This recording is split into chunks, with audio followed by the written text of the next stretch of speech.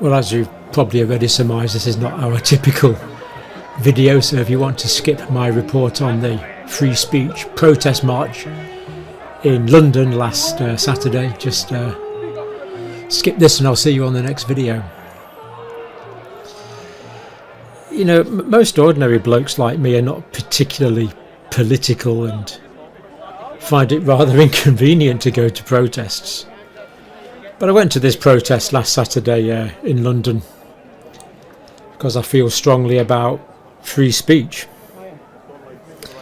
You know, I'd be much happier staying at home. I've got an allotment to dig and vegetables to grow. Oh, thank you very much. Scientists and doctors around the world to talk to. It was amazing how many people wanted to stop and talk on this, actually. Yeah. The really good thing about this was I met loads of really good people on this march. And as I say, recognised lots of times and people wanted to talk and ask me questions, which of course is absolutely brilliant. But yeah, I mean, I could have been at home making videos to empower people's health, walking up and down local hills.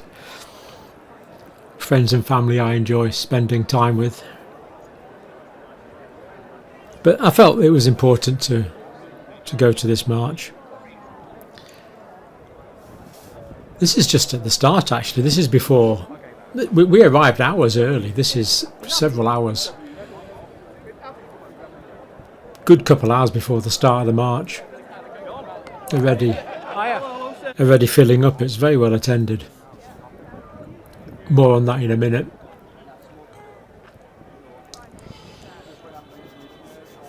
Very colourful flags from many nations represented.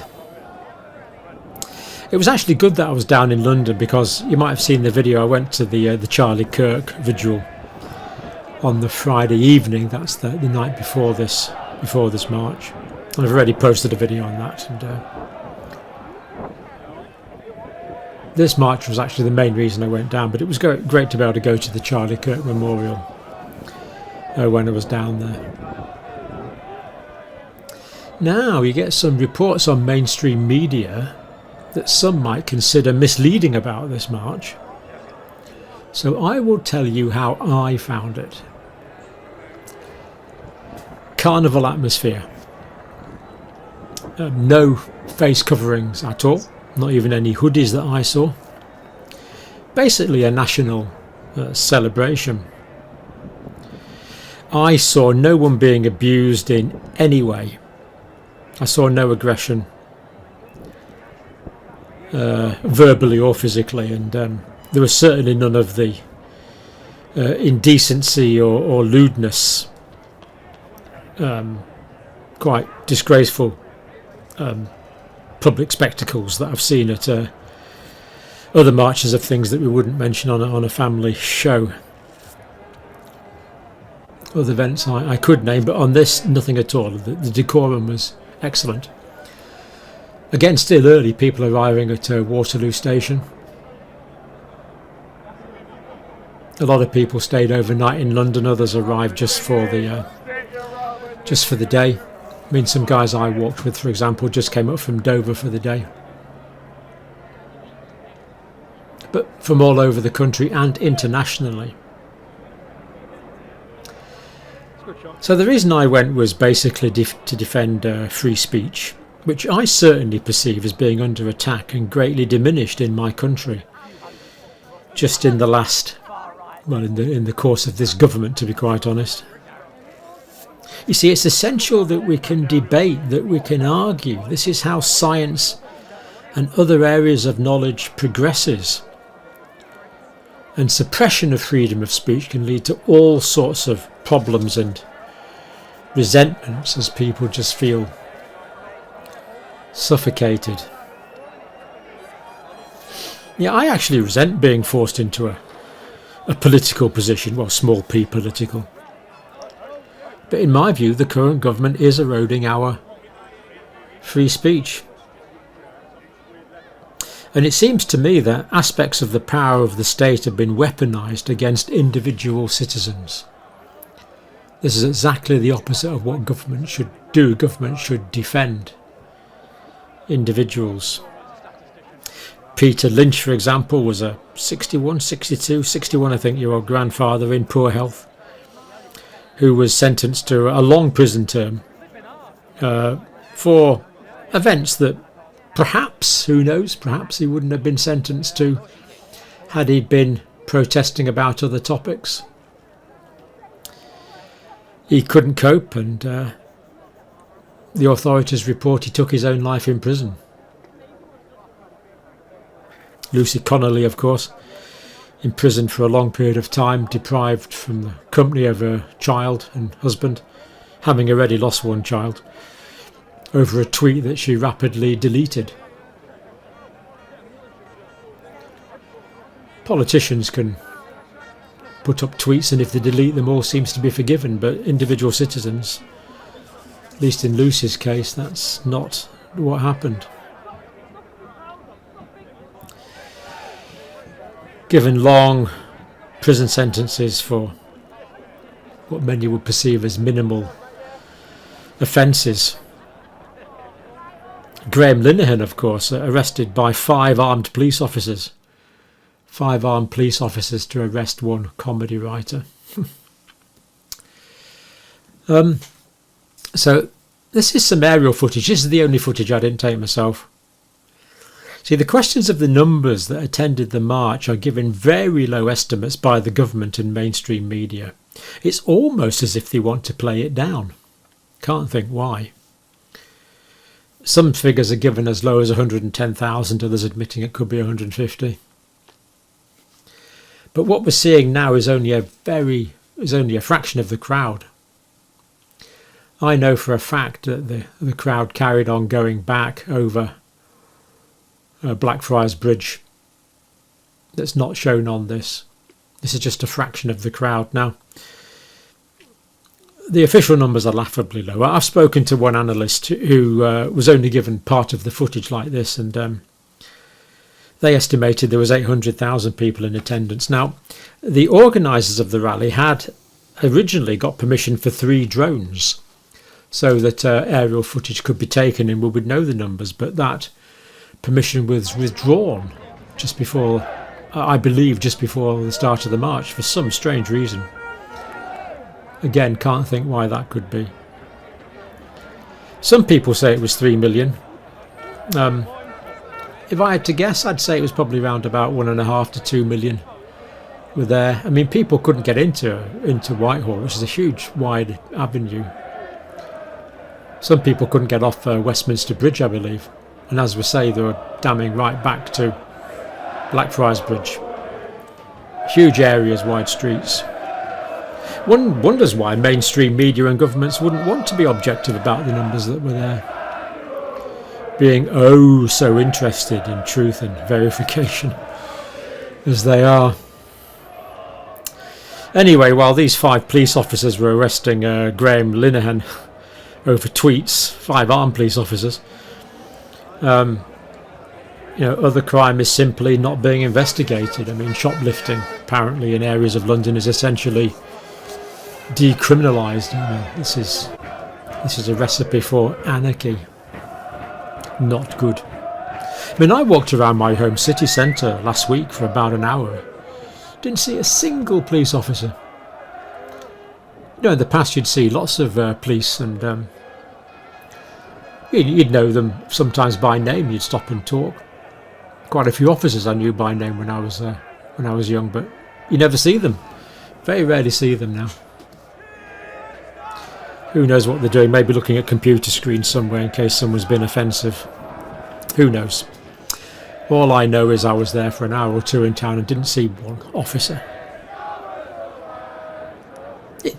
Town still function normally because we're the British behave themselves normally. Normally. I'm also very concerned about other things that this current government and parliament are doing. The attack on the sanctity of life, for example. I mean, the current bill going through Parliament is progressing towards the assisted dying bill.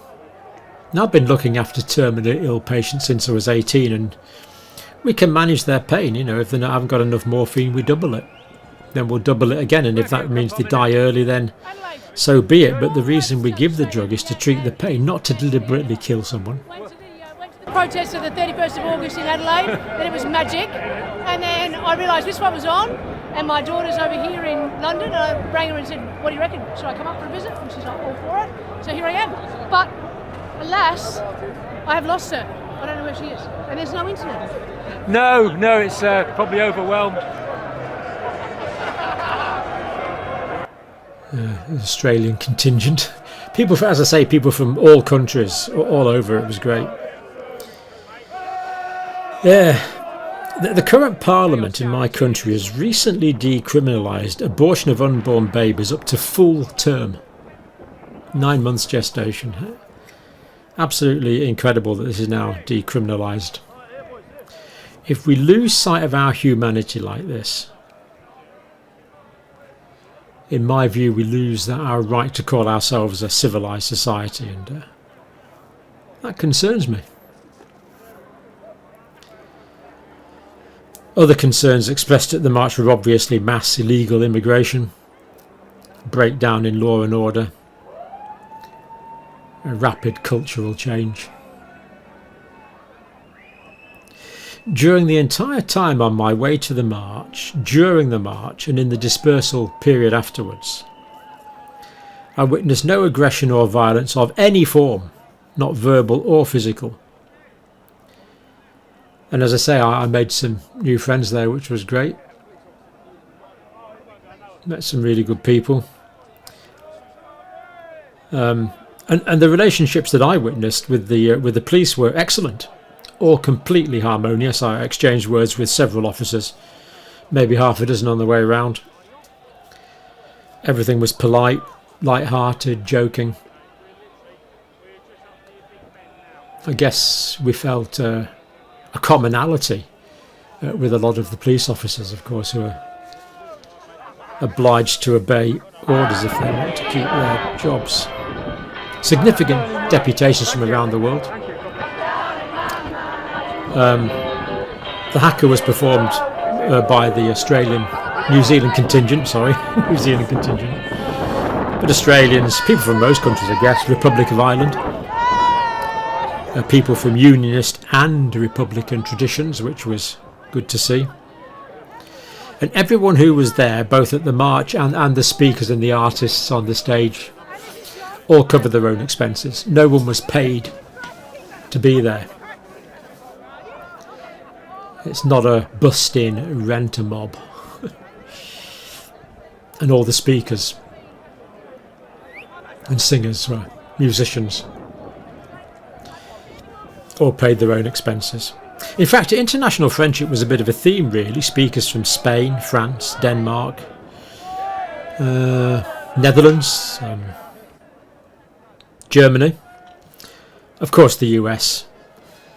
And the Star-Spangled Banner was sung at one point in the proceedings as well, as indeed it was at the Charlie Kirk Memorial the day before. We certainly felt, well, you know, if we're watching in the States, we do feel a lot of commonality and brotherhood and sisterhood with our American cousins. But it's good to celebrate that. It's good to remind ourselves of that from time to time. Clearly, many ethnicities were present, and I certainly witnessed no racism or indeed prejudice of any kind. Mums and dads, children, buggies, wheelchair, disabled and able-bodied, all mixing freely, helping each other. As far as I know, there was no falls. I did attend one casualty with a head injury, but he'd fallen over, I think, perhaps due to another medical condition. But we didn't see any falls apart from that. Yeah. People not given a voice normally were given a voice and were empowered. You know, we have to follow the science and the silenced. Victims of the rape gangs. the organised rape culture that's existed in the UK, they were given a voice. They were given a stage and a microphone, and they could tell people about the indescribable trauma that they'd been through. A voice was given to the silence and the politically oppressed. That's what free speech is all about. Just my impressions, of course. You can watch the videos and the official recordings and make up your own mind. You don't need to tell you. I don't tell you what to think.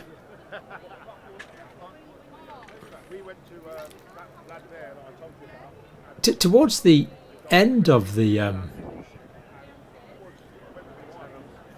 speeches, there was the minute silence for Charlie Kirk, and we're talking about, there's a million people here, and all I could hear during the minute silence was a hiss from the speakers.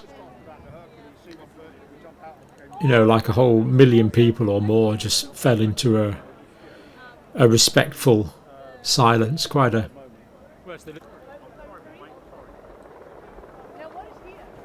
moving time, really. And the minute silence for Charlie Kirk was ended when the piper, in full Scottish Highland dress, country of my birth, started playing Amazing Grace. How sweet the sound that saved a wretch like me. I once was lost, but now I'm found. Was blind, but now I see. And I wasn't the only one with a tear in the corner of his eye. Or her eye. Yeah, technically the march was incredibly well organised. The stewards were good. They were well briefed. They were well natured. People were disciplined. They knew where they could go, where they couldn't go. And the big screens and the sound systems and the live link from the United States were all done with a very high level of expertise. Quite impressive, really. Yeah. And it's good to know that people who couldn't get into Whitehall to see the screens and the stage can watch the whole thing. It was recorded. See that guy with a wet shirt? There was a few showers, I'm afraid. Then the sun came out again. But that's England for you. If you don't like the weather, wait 5 minutes and it'll change. So the whole thing is available on video with the speeches. I didn't record the speeches. I'm just basically recording my impression of my experience there, and it was overwhelmingly positive. Hello and welcome to the hundreds of... Did get pretty tired feet. That's Lawrence Fox. Oh no, that's Esla Vant, I think. Anyway, yeah, got tired feet, tired legs. Needed a wee by the end of it. But and it matters too. So let's celebrate all cultures, whether they come from far away or right here at home. Thank you.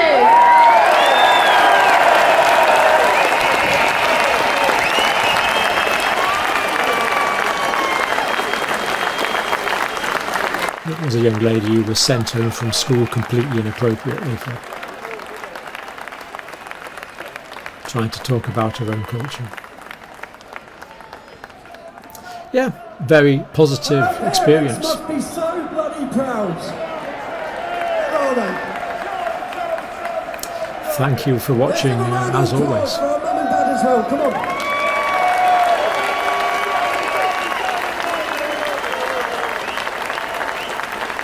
Make sure your children are proud of their country.